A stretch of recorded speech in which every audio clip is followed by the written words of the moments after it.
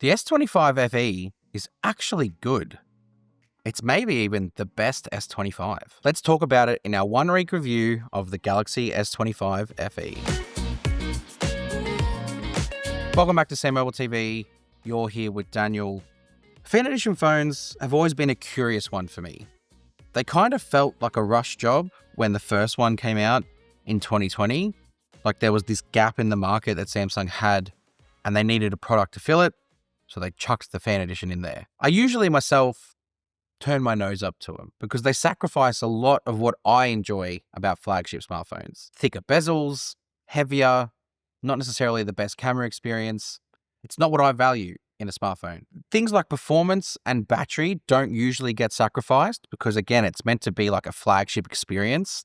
That's potentially what FE could stand for in my opinion. The other stuff like the cameras and the materials usually get skimped out on to sort of reduce the cost and allow people to access it. Myself though, I like the premium hardware. I like the frosted glass back. I like the metal frames that Samsung do. I like the better sort of displays. And FE compromised on that. Well, at least since the S21 FE, they kind of have, but they haven't this year. Whilst there is still definitely downsides with the fan edition, Samsung have recovered a lot of what was wrong with the fan edition and made it right. Especially using it for the last week, I've noticed a lot of things that I'm starting to really enjoy. Let's look at the design, because I was particularly impressed holding this thing in my hand with how it actually feels. In the past, fan editions have always been like a cheap experience to hold.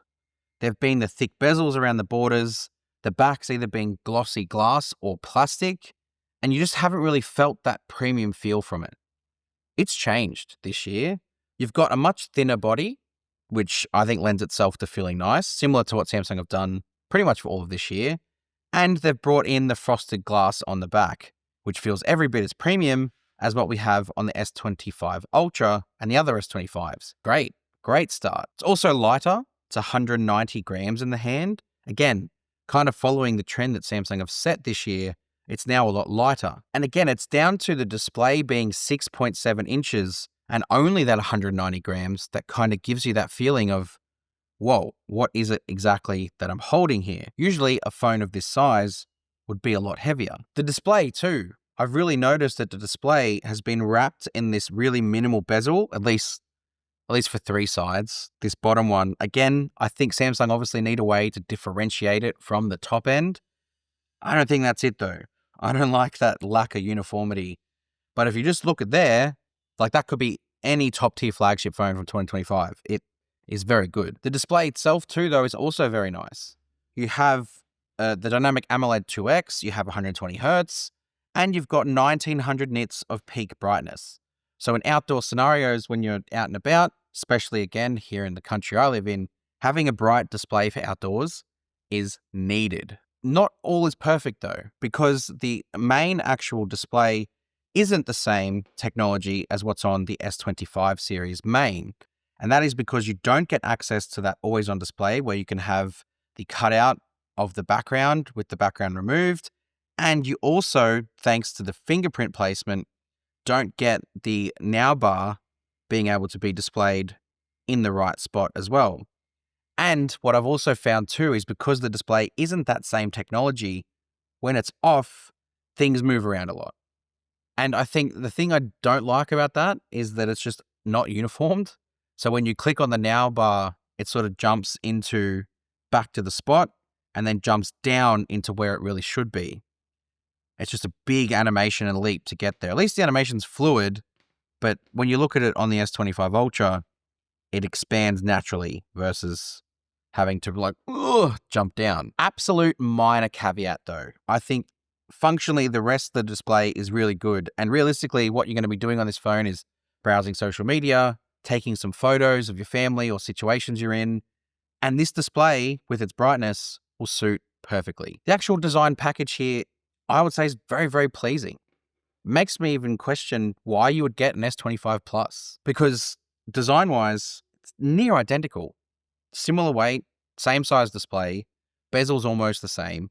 Camera layout's the same, frosted glass back, aluminium side, which also is matte and feels nice. I don't know what the purpose of the Plus is when this can offer pretty much 95% of the experience. from a design point of view, especially. The only thing you miss out on is the 2600 nits of peak brightness and quad HD resolution. But honestly, when you watch content on this thing, there's really nothing to say that it's not good enough. I would say this is plenty good enough from a content perspective. I would say that watching content on here, you're not really going to notice the fact that it's not Quad HD Plus because it's a 6.7-inch screen, not a 40-inch display or 50-inch display. Content will look just fine on here, and you're not going to have any issues viewing any of the colors or anything that you want to watch because it's a nice display. Speakers are quite good too. Samsung's The Frame Pro seems like a big upgrade over the Samsung Frame. But in reality, is that what we're actually getting with the Frame Pro? Let's dive right into it.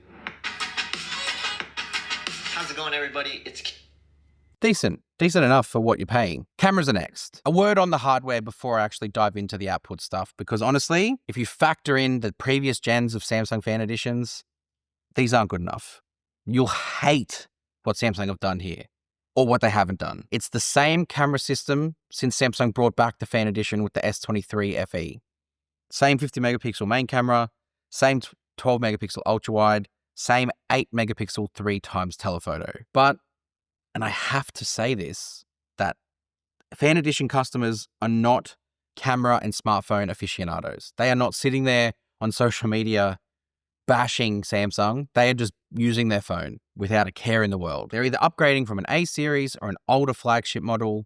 And for what they're upgrading from, they are getting an upgraded camera experience. There's just no question about that. The incentive for Samsung to upgrade these cameras would be very low, especially when they can just put what's there already, optimize the software, and still get good results from a profit point of view. I don't love it, but it's a business at the same time. Also, if you want a better camera experience, you go the Ultra. I think though too, if Samsung upgraded these cameras before they upgraded their base model S series phones, people would be upset. So I think keeping it here at least keeps those people happy, even if these people don't get happy. From a lineup perspective, totally get it. But from a reviewer point of view and a commentator of Samsung, yeah, it's not good enough. They're fine to use. The output is going to be fine, as you'll see. It's just, you should be getting more, at least this many generations in. The main camera is good. It's the same main camera as the S25 and S25 Plus.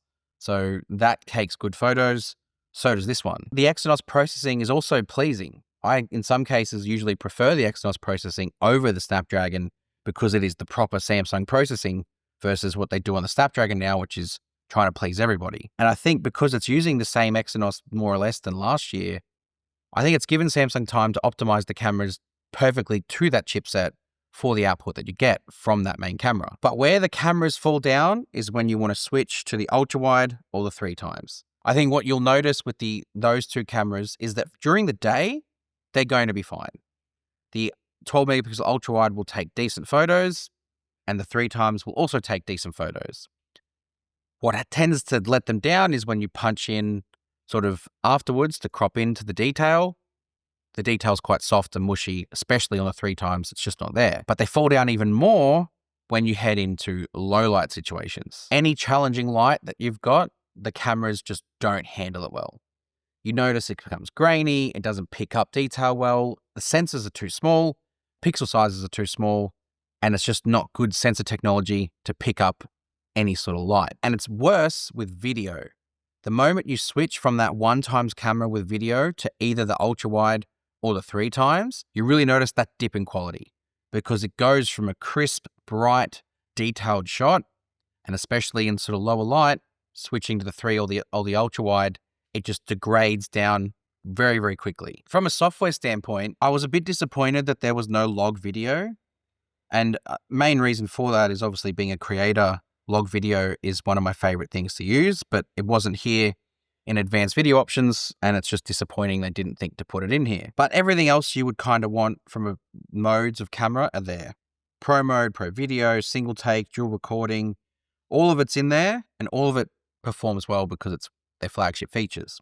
No expert rule though, still, and that's got to be down to those sensors not being good enough. The selfie camera has been upgraded this year. It's not the 32 megapixel one from last year, and that might sound like a downgrade, but the sensor size is bigger, and it's actually getting better sort of depth of field and more detail out of it. So you're better off with this one versus the one that was there before. My camera thoughts really are that if you just want a camera on a phone that'll capture your moment, this is it. They have the options with the modes to make it more fun.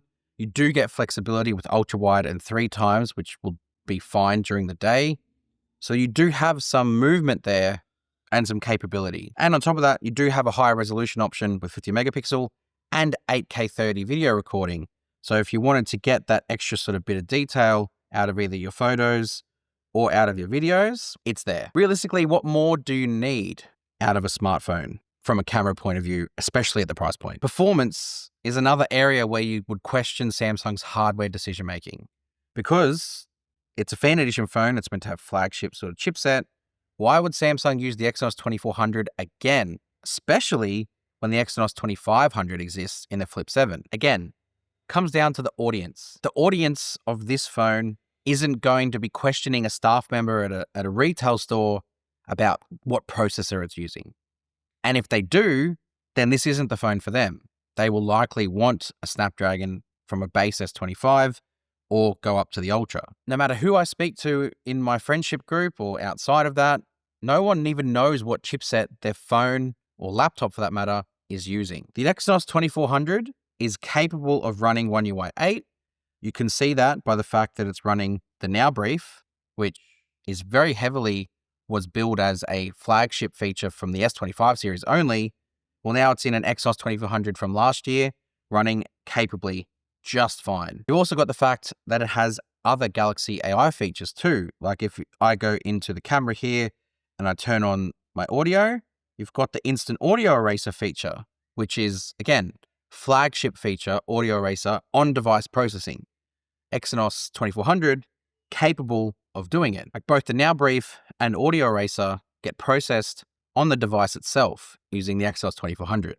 So it's capable. One UI 8 just performs smoothly. I've never had any issues with any of the performance that it's done. And realistically, for the person using this phone, that is what they're going to be doing. They're going to be opening up their apps, checking notifications, accessing Quick Panel, taking photos with the camera and video. And they're going to be able to do it for a long time too, because the battery on this thing is massive. 4,900 milliamp hours. Samsung have equipped it with the same capacity battery as what is on the S25 Plus.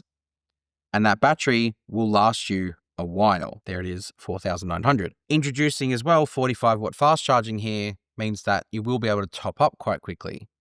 I do think Samsung need to move on with the Ultra to higher, but this isn't an Ultra video.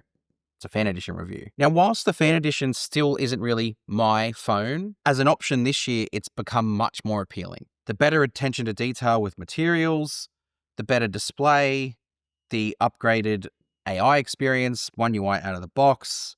It just feels now like a flagship. Samsung have given it the attention to detail that it deserves. And I think you can see that by the fact that the bezels are smaller. You kind of get Samsung's thought process if they do that. They want a phone to be received well. If you asked me, which one do you get, the S25 Fan Edition or the S25 Plus, I'm going to say the Fan Edition all day long. The Plus isn't worth the extra money when you can get 90 to 95% of the Plus's feature set for 60% of the price. That's where I sit with it all. You let me know what you think. If you're waiting for the Fan Edition, let me know in the comments. If you want to grab one, use the link in the description. Hit subscribe to SamMobile TV, and I'll see you guys next time. Thanks.